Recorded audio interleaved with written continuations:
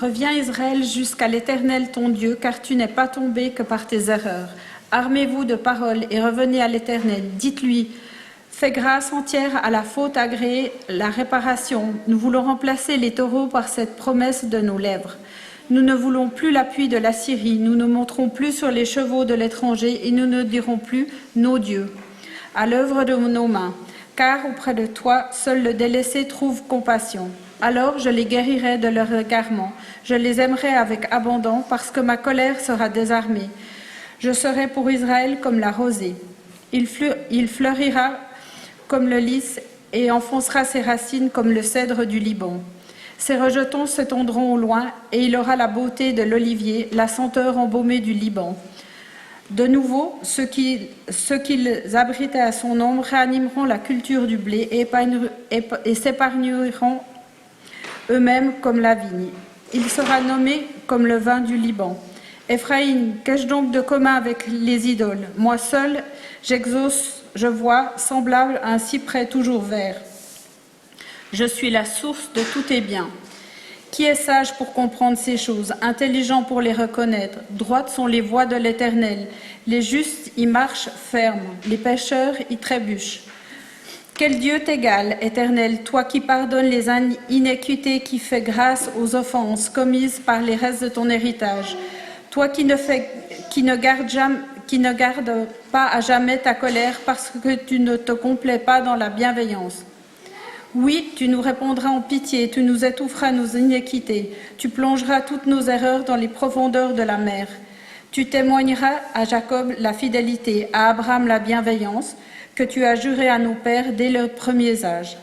Sonnez du chauffard en Sion, publiez un jeûne, une convocation solennelle, assemblez le peuple, formez une sainte réunion, assemblez-vous, assemblez les vieillards, assemblez les enfants, même les nourrissons à la mamelle, que l'époux sorte de sa demeure et l'épouse de sa chambre.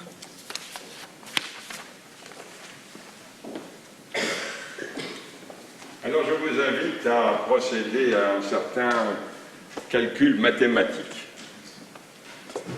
824 multiplié par 7.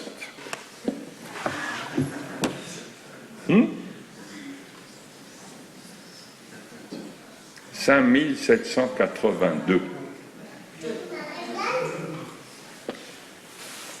5782 est divisible par 7, et donc l'année qui a commencé lundi soir est une année de Shemitah, c'est-à-dire une année pendant laquelle, dans un monde agricole, eh bien, on ne travaillait pas la terre.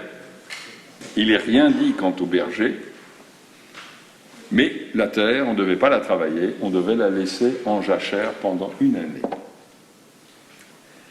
Alors je me suis dit, comme on est libéraux, on va essayer d'appliquer cela, mais je ne voulais pas l'appliquer à n'importe qui, je l'ai appliqué pour moi. Et je me suis demandé, dans ma candeur, comment pourrais-je, moi, appliquer la règle de la Shemitah, c'est-à-dire de la non-action? La prière, elle se dit tous les jours. L'étude, elle se fait régulièrement tous les jours aussi. J'étais fort embarrassé et j'ai jeté mon dévolu sur les sermons. Je me suis dit, dans le fond, ce qui préoccupe un rabbin d'une semaine à l'autre, surtout dans nos communautés, c'est le sermon. S'il n'y a pas de sermon, il va arriver à l'office tranquille, il va lire la Torah tranquille, il va être en Shnat Shemitah, en année sabbatique. Et puis je me suis dit, ce ne serait pas gentil pour Yarden. C'est vrai. Enfin, peut-être qu'elle aurait aimé, bien d'ailleurs, que je me taise. Non, mais ça, c'était juste un moment. Vous savez, il y a des idées comme ça qui passent, et puis elles s'évanouissent. Mais ce qui est très curieux, c'est que si vous lisez les différents sites, vous allez voir pour Rosh Hashanah qu'il y a deux interprétations. Rosh Hashanah est la création du monde, et Rosh Hashanah est la création de l'humain. Or, nous savons, d'après la Torah, qu'entre le premier et le dernier, il y a eu 6 jours. Mais Rabbi Eliezer, dans un midrash, dit « Ah, Dieu a créé le monde le 25 Elul ». Et donc 25, 26, 27, 28, 29, ça fait 5. Et le 6e, c'est Rosh Hashanah, il a créé l'humain. Mais il y a un autre midrash qui dit qu'il a créé l'humain depuis le début jusqu'à la fin de la journée. Ça devait être une très longue journée parce qu'il a eu l'idée de l'humain au début de la journée. Il a réuni tous les ingrédients nécessaires, il les a triés, il les a étalés, il les a composés. Et puis, il a insufflé l'âme dans les narines de l'humain. Il l'a mis dans le jardin d'Éden, il lui a dit « Tu ne mangeras pas du fruit de l'arbre de la connaissance du bien et du mal », et l'humain a mangé, et il a été puni, mais il s'est repenti, et Dieu lui a pardonné. Et le Midrash se termine ainsi, « De même que tu as fauté, et de même que tu t'es repenti, et de même que je t'ai pardonné, eh bien quand tes descendants se présenteront devant moi à Rosh Hashanah, je leur pardonnerai s'ils se sont repentis. » La fin du Midrash est beau. Et pourtant, ça pose une question. Il y a une différence quand même de dire le monde a été créé à Rosh Hashanah ou de dire l'humanité a été créée à Rosh Hashanah. La centralité, le curseur a bougé. Ce n'est plus la même chose. Si on dit le monde a été créé le jour de le nouvel an, qui est un petit peu compliqué puisque c'est le premier jour du 7e mois, eh bien dans le fond on place la centralité de ce jour sur le monde, sur l'ensemble de l'univers.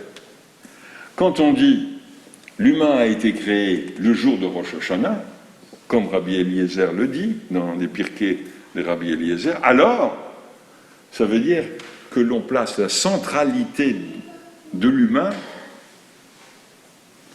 à un point, on place l'humain à un point central, et non pas comme, en quelque sorte, une conséquence d'une évolution qui vient à la fin.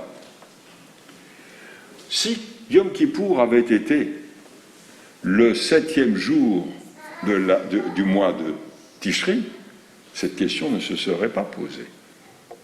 Mais comme Kippour est 10 jours après, les rabbins se sont posé la question où en est-on de la création de l'univers ou de l'humain?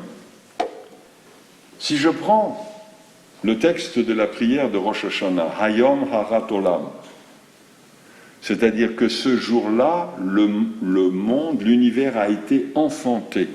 C'est exactement ce que cela veut dire. Alors je me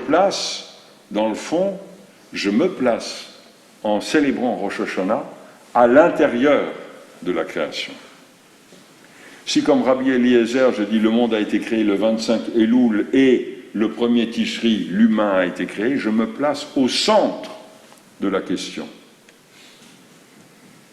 Pendant un certain temps, ça n'avait pas une importance trop grande, ça pouvait être une discussion.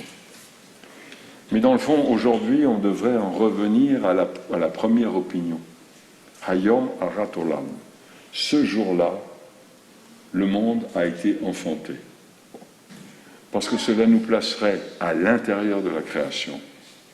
Et cela nous en rendrait responsables. Non seulement responsables de nous, mais responsables du monde qui nous entoure.